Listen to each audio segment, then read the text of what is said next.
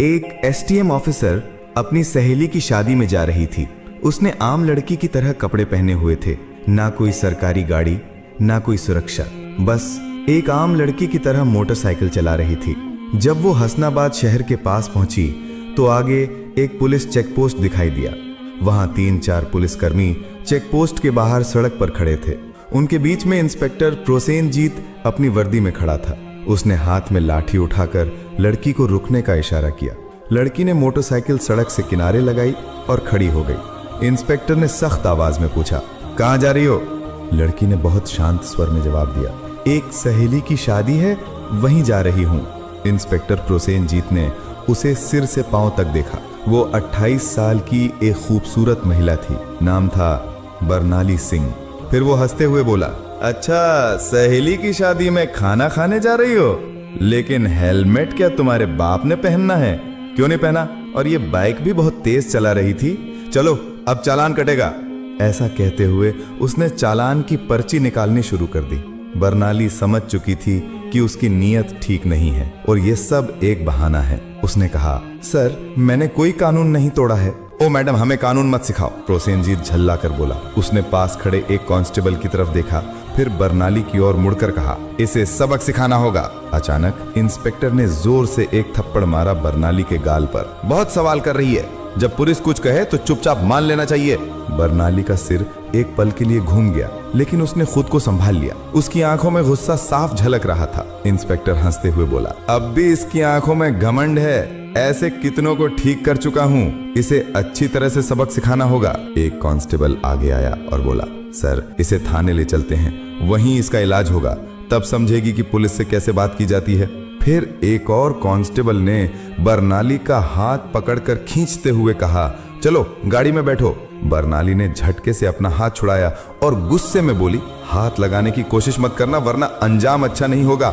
Inspector और भड़क गया। उसने एक और कांस्टेबल से कहा, देखो इसका घमंड। कांस्टेबल आगे बढ़ा, बरनाली का बाल पकड़कर उसे खींचने लगा। बरनाली दर्द से कराह उठी, फिर भी उसने अब तक अपनी असली पहचान नहीं बताई थी। वो देखना चाहती थी कि ये लोग कितनी नीचता तक जा सकते हैं। इसी बीच एक पुलिसकर्मी ने गुस्से में उसकी बाइक पर लाठी मार दी और ऊंची आवाज में बोला, बड़ी आई साधु बनने वाली, अब तुझे खिलौना बना के खेलेंगे। बरनाली सिंह अब अच्छे से समझ चुकी थी कि उसके साथ क्या होने वाला है और ये लोग कितना नीचे गिर सकते हैं। इंस्पेक्टर की आंखों में गुस्सा भरा था। वो जोर से चिल्लाया, तेरे जैसे कई होशियार देखे हैं, पुलिस से पंगा लेगी, आज मजा चखाएंगे। चलो इसे थाने ले चलते हैं, वहां समझ में आ जाएगा। इस समय भी बरनाली सिंह चुप थी। उसने अब भी अपनी पहचान उजागर करने की कोई कोशिश नहीं की। वो देखना चाहती थी कि ये लोग प्रशासन की कितनी बदनामी कर सकते हैं और एक आम नागरिक पर किस हद तक जुल्म ढा सकते हैं। इंस्पेक्टर प्रोसेनजीत अब खींच चुका था। उसके सामने एक ऐसी महिला खड़ी थी जिसके कोमल गाल पर थप्पड़ पड़ा था, जिसके बाल खींचे गए थे, जिसे जबरन सड़क पर घसीटा गया था। फिर भी वो एक मूर्ति की तरह शांत खड़ी थी, न कोई चीख न कोई आंसू। इंस्पेक्टर प्रोसेनजीत सोच रहा था, थाने पहुंचते ही देखता हूँ इस जिद्दी और घमंडी औरत का इलाज कैसे किया जाए। ये सिर्फ गुस्सा नहीं था, ये वो गुस्सा था जो अंदर ही अंदर सुलग रहा था। चौकी इंचार्ज इंस्पेक्टर हंसते हुए बोला, अब इसकी जबान भी चलने लगी है, चलो थाने, देखेंगे कितनी चलती है इसकी जबान। थाने में घुसते इंस्पेक्टर जोर से चिल्लाया, ओए कहाँ गए सब, चाय पानी लगाओ जल्दी, आज एक खास माल आया है। बरनाली सिंह अब भी कुछ नहीं बोली, बस थाने की दीवारों को देखती रही। वो देख रही थी कि ये लोग उन निरीह लोगों के साथ कैसा व्यवहार करते हैं जो कभी आवाज नहीं उठाते। तभी एक कांस्टेबल इंस्पेक्टर प्रोसेनजीत की ओर झुककर फुसफुसाया, क्या केस है सर? इंस्पेक्टर ने हंसते हुए कहा, अरे कुछ भी नहीं, स्पीड ब्रेक करो या हेलमेट का बहाना मारो, जो मन हो लिख दो, बस अनबर करना है और इसका घमंड तोड़ना है, ज्यादा सवाल मत कर। बरनाली सब कुछ सुन रही थी, लेकिन उसकी आंखें अब भी चुप थीं। मनो वो चाहती थी कि पुलिस की ये गिरावट खुद उनके ही मुंह से उजागर हो। इंस्पेक्टर कुर्सी पर बैठा, हाथ में पेन लिया और टेबल पर घुमाने लगा। फिर बरनाली की ओर देखकर पूछा, नाम क्या है, कहाँ रहती है, किसकी बेटी है? बरनाली चुप रही। फिर इंस्पेक्टर बोला, सुनाई नहीं देता, नाम क्या है तेरा? लेकिन बरनाली की चुप्पी अब भी पत्थर की दीवार जैसी अडिग। तभी इंस्पेक्टर ने जोर से मेज पर हाथ मारा, इतनी जोर से कि आवाज पूरे थाने में गूंज उठी। फिर गुस्से से चिल्लाया, सुनाई नहीं देता, नाम बता जल्दी। बरनाली ने मुंह घुमाकर शांत स्वर में उत्तर दिया, जी सुमिता शर्मा।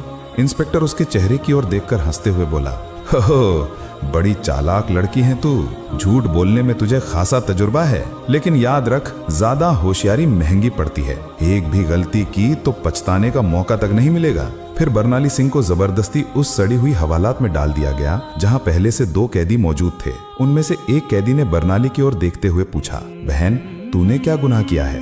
बरनाली ने हल्की सी मुस्कान दी लेकिन कुछ नहीं बोली।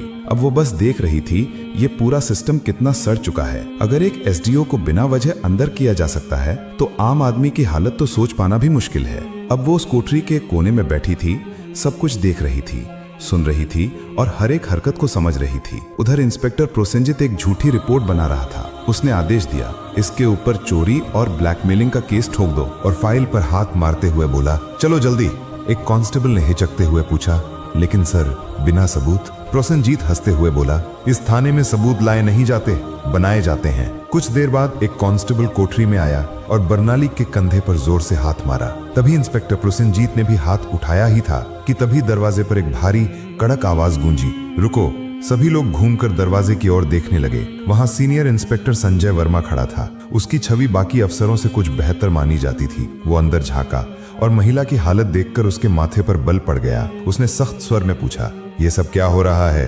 प्रोसेनजीत हंसते हुए बोला, कुछ नहीं सर, एक सड़क की औरत ज्यादा अकड़ दिखा रही थी, सबक सिखा रहा हूँ। संजय ने बरनाली को ध्यान से देखा। उसका व्यवहार किसी आम महिला जैसा नहीं लग रहा था। उसने पूछा, इसका अपराध क्या है? प्रोसेनजीत थोड़ा घबरा गया और बोला, अब सर चेकिंग में बदतमीजी कर रही थी। अब संजय को शक होने लगा। उसने बरनाली से सीधे पूछा, तुम्हारा नाम क्या है?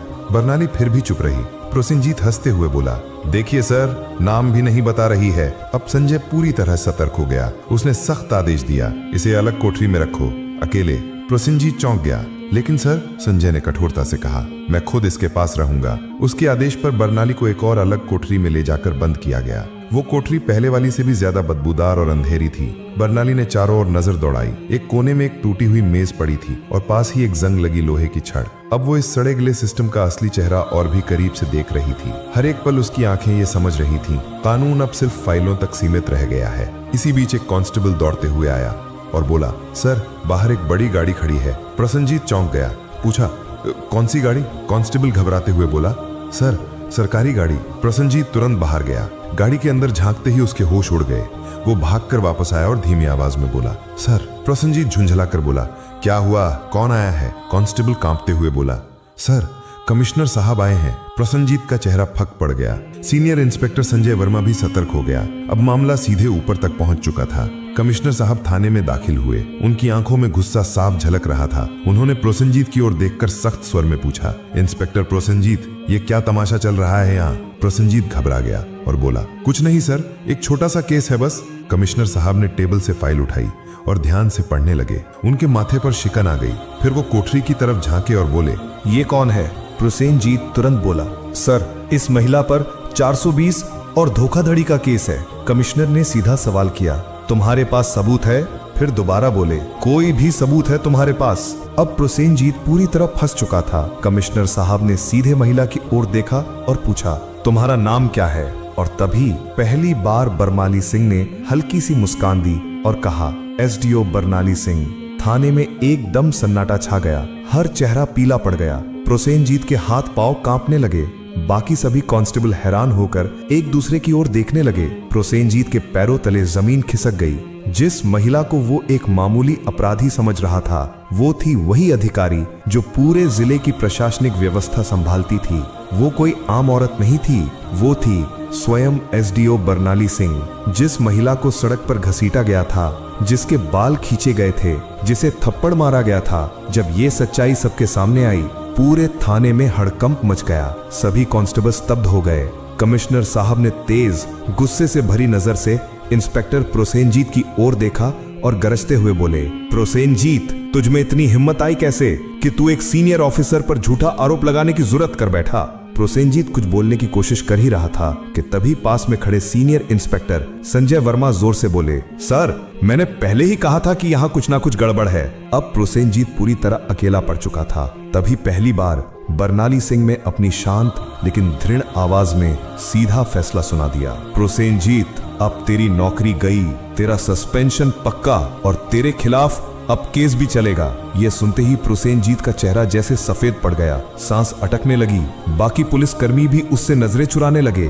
संजय वर्मा ने तुरंत आदेश दिया, हवलदार साहब इसे पकड़ो और लॉकअप में डालो। लेकिन तभी प्रोसेनजीत ने अपनी जेब से एक मुड़ा हुआ कागज निकाला और मुस्कुराते हुए बोला, रुको मैडम, ये पहले देख लो, फिर जो करना हो कर लेना। उसने कागज आगे बढ़ाया। कमिश्नर और बर्नाली दोनों की नजरें एक साथ उसकी ओर गईं। प्रोसेनजीत बोला, ये लो मेरा ट्रांसफर ऑर्डर। 3 दिन पहले ही मेरा तबादला हो चुका है। अब चाहे तुम जितना भी गुस्सा करो, मुझे नौकरी से नहीं निकाल सकती। पूरे थाने में फिर एक बार सन्नाटा छा गया। बर्नाली ने वो कागज हाथ में लिया और ध्यान से पढ़ा। कमिश्नर ने संजय वर्मा की ओर तीखी नजर डालते हुए कहा, जाओ देखो ये कागज असली है या सिर्फ दिखावा। संजय ने कंप्यूटर रिकॉर्ड खंगाला और फिर सिर उठाकर बोला, सर ये असली है, लेकिन अब तक इसने नए इंस्पेक्टर को चार्ज नहीं सौंपा है। यानी अभी तक यहाँ का आधिकारिक इंस्पेक्टर यही है और सारे कुकर्म इसी के कार्यकाल में हुए हैं। अब इसे कोई नहीं बचा सकता। बर्नाली सिंह ने प्रोसेनजीत की आंखों में आंखें डालकर कहा, अब तेरा नया ठिकाना वहीं होगा जहां तू दूसरों को डाला करता था। कमिश्नर ने भी सिर हिलाकर उसकी बात पर अपनी मुहर लगा दी। जैसे ही 2 कांस्टेबल उसे पकड़ने आगे बढ़े, प्रोसेनजीत फिर से चाल चल गया और जोर से बोला, रुको मैडम, मैं अकेला नहीं हूँ। क्या आपको लगता है कि सारा दोष सिर्फ मेरा है? फिर वो थाने के बाकी पुलिस वालों की ओर इशारा करते हुए बोला, ये सब मेरे साथ थे, ऊपर तक सब शामिल है। इतना कहते ही कुछ पुलिसकर्मियों के चेहरों का रंग उड़ गया। सीनियर इंस्पेक्टर संजय वर्मा हालात को भांपकर एक एक करके सभी की ओर शक की नजरों से देखने लगे। बर्नाली सिंह ने शांत लेकिन दृढ़ स्वर में कमिश्नर की ओर देखते हुए कहा, अब इस पूरे थाने को साफ करना होगा, कोई नहीं बचेगा। कमिश्नर ने भी सिर हिलाते हुए कहा, जो हुक्म मैडम, अब एक एक करके सबका हिसाब लिया जाएगा। ये बात मुंह से निकलते ही थाने के भीतर बिजली सी गिर गई। थाने के बाहर कुछ पत्रकार पहले से खड़े थे। उन्हें पहले से ही शक था कि थाने के अंदर कोई बड़ा घोटाला चल रहा है। जैसे ही उन्हें खबर मिली कि पूरा थाना लाइन हाजिर किया गया है, उन्होंने तुरंत मोबाइल से ब्रेकिंग न्यूज वायरल करना शुरू कर दिया। उसी वक्त एक चमचमाती गाड़ी थाने के सामने आके रुकी। दरवाजा खुला और स्वयं एसपी साहब बाहर आए। चारों ओर नजर दौड़ाई, हर चेहरे पर हवाइयां उड़ रही थी। थाने के सारे अफसर एक तरफ चुपचाप खड़े थे। एसपी साहब ने तीखे स्वर में पूछा, यहाँ कब से तमाशा चल रहा है? लेकिन कमिश्नर और थाना इंचार्ज दोनों एकदम चुप थे। तभी बर्नाली सिंह ने सीधे एसपी की आंखों में आंखें डालकर कहा, क्या तुम्हें लगता है तुम बच जाओगे? संजय वर्मा तुरंत एक फाइल निकालकर बर्नाली सिंह के हाथ में थमा दी। ये वही फाइल थी जिसमें एसपी साहब के सारे काले कारनामों का पर्दाफाश था। बर्नाली ने वो फाइल एसपी साहब की ओर बढ़ाते हुए कहा, लो देखो, इसमें तुम्हारे हर गुनाह का किराया लिखा है। एसपी साहब के माथे से पसीना बहने लगा। कमिश्नर ने बिना एक पल गंवाए तेज आवाज में आदेश दिया, पकड़ो इसे, तुरंत गिरफ्तार करो। पूरा थाना स्तब्ध रह गया। इतने बड़े अफसर को किसी ने पहली बार खुलेआम इस तरह चुनौती दी थी। एसपी की गिरफ्तारी के साथ ही पूरे जिले में तूफान आ गया। मामला दिल्ली तक पहुंच गया। मुख्यमंत्री तक खबर पहुंच चुकी थी और वहां से सीधे आदेश आया कि जिले में जितने भी अफसर मिलकर गड़बड़ कर रहे थे, सबको गिरफ्तार करो। अगले 2 ही दिनों में पूरे जिले से 40 से ज्यादा पुलिस अफसर, 10 से ज्यादा बड़े अधिकारी और कुछ राजनीतिक नेता भी गिरफ्तार कर लिए गए। हसनाबाद जिले की हवा ही बदल गई। अब चारों तरफ सिर्फ एक ही नाम था, एसडीओ बर्नाली सिंह। उनकी ईमानदारी और साहस की चर्चा हर जुबान पे थी। वो महिला जिसने पूरे सड़े गले सिस्टम को हिलाकर रख दिया था। अब प्रशासन में एक नई गति, एक नई सोच और सबसे अहम एक नया डर आ गया था। अब कोई भी ये नहीं कह सकता था मुझे कुछ नहीं होगा। बर्नाली सिंह का काम पूरा हो चुका था। उन्होंने साबित कर दिया था, अगर मन साफ हो, नीयत सच्ची हो, तो पूरा देश भी सुधारा जा सकता है। अगर आपने वीडियो को यहाँ तक देखा है तो प्लीज एक लाइक जरूर करें और चैनल को सब्सक्राइब करके हमारा साथ दें।